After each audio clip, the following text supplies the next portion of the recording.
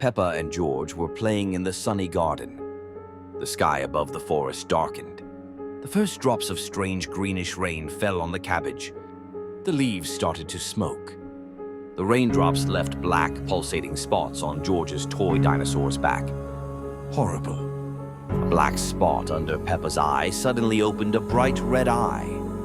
George pointed at his dinosaur. Dozens of tiny red eyes opened on it. The children ran to the garage. Black spots spread across their clothes. The rain intensified. Dad was fixing the car. He turned around and saw the children running in, covered with black spots with eyes. Black oily liquid dripped from the garage ceiling onto the car hood. The drops foamed. From bubbles of black liquid on the floor, small creatures with spiky teeth and red eyes emerged. They looked at the family. Dad opened the car door and pushed the children inside.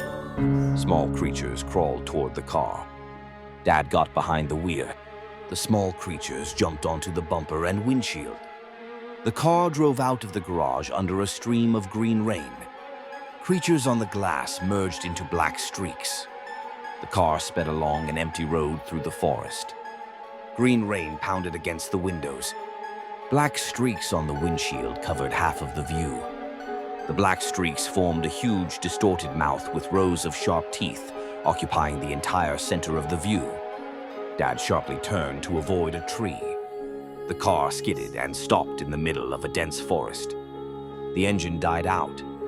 Black, oily liquid seeped under the doors and quickly flooded the floor of the cabin, rising up to halfway up the seats. George's face was covered with merging black spots. In place of his eyes, two huge, unblinking red eyes opened wide.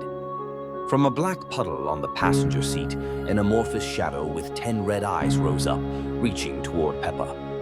Dad looked on in horror. The black liquid filled almost all of the cabin up to the ceiling.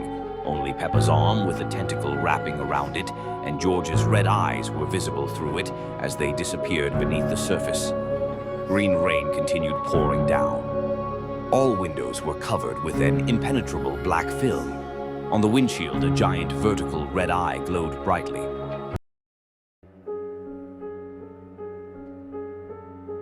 Peppa woke up and heard strange rustling and quiet laughter outside the window.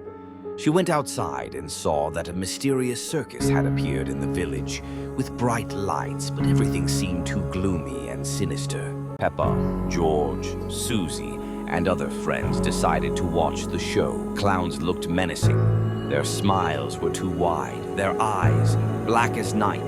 The acts seemed dark and frightening. A heavy smell of old fabrics and something evil filled the air. Welcome to our circus. Only those who are not afraid of the darkness remain here. The children began to feel uneasy.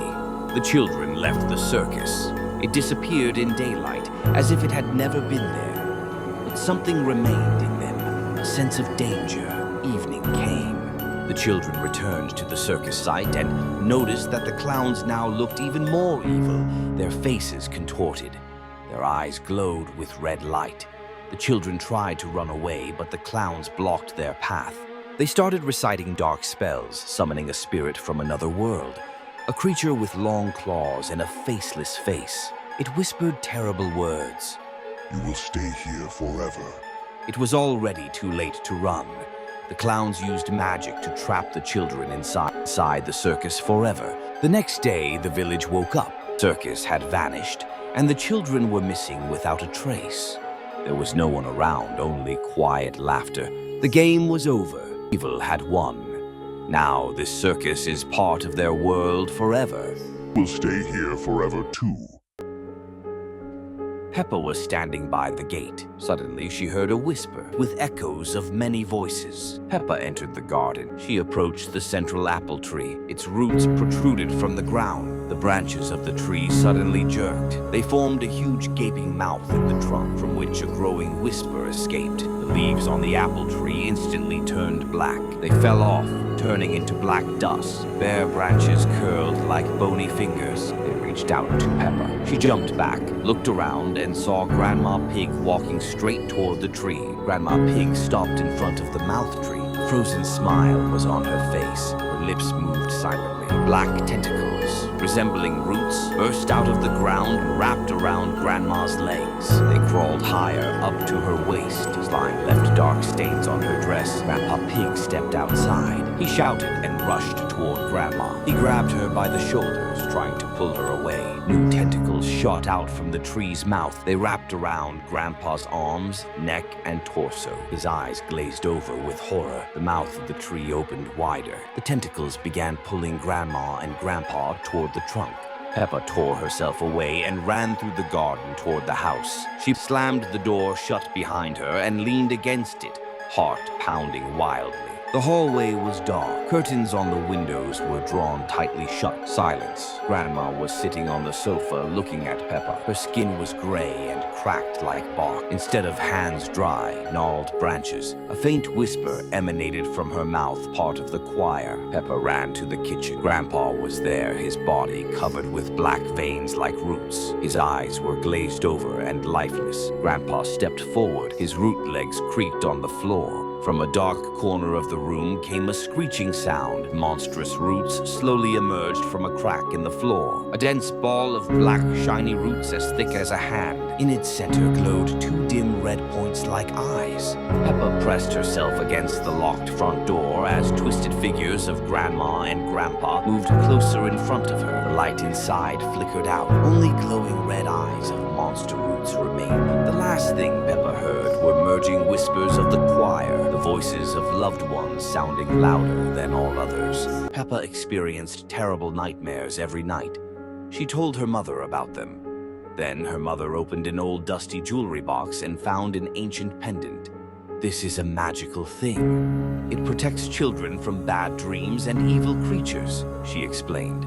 Receiving the gift, Peppa immediately put it on before going to bed. But that night she was again haunted by a terrifying nightmare.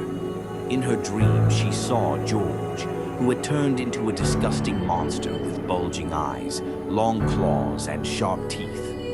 Thick green slime dripped from George's mouth as he slowly approached her, emitting a disgusting hissing sound. In the morning, Peppa told her mother everything, but she remained indifferent, repeating that the pendant would definitely work. The next night, the nightmares grew stronger and more realistic. She found herself in a dark corridor of her house, dimly lit by flickering bulbs.